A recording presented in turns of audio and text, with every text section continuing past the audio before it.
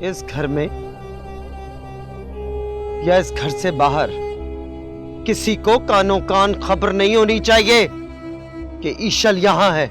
नहीं होगी अम्मा जान, आप बिल्कुल फिक्र मत करिए। वैसे भी आपकी मर्जी के बगैर इस हवेली में चिड़िया भी पर नहीं मार सकती। वो तो है कि चिड़िया मेरे हुक्म के बगैर पर नहीं मारती, और तुम बात करना तो दूर की बात, ईशल के इर्द गिर्द भी नजर आई ना तो तुम्हारी टांगे कटवा के कुएं में फेंकवा दूंगी, समझी? जी अम्मा, जैसे आप कहेंगे मैं वैसे ही करूंगी। जाओ अब यहां से। जी अच्छा।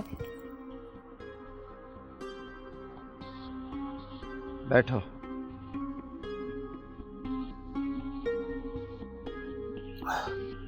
अम्मा ईशल वैसे है हूबहू नीलम की कॉपी, लेकिन आदतों में तौबा तौबा तौबा तौबा। हमारा खून है,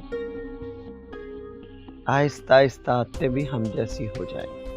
वैसे अम्मा जान, आपने बहुत अच्छा किया जो आप ईशल को यहां ले आई। कैसे ना लेकर आती, मेरा खून है, कभी नहीं। ईशल बेबी, खाना।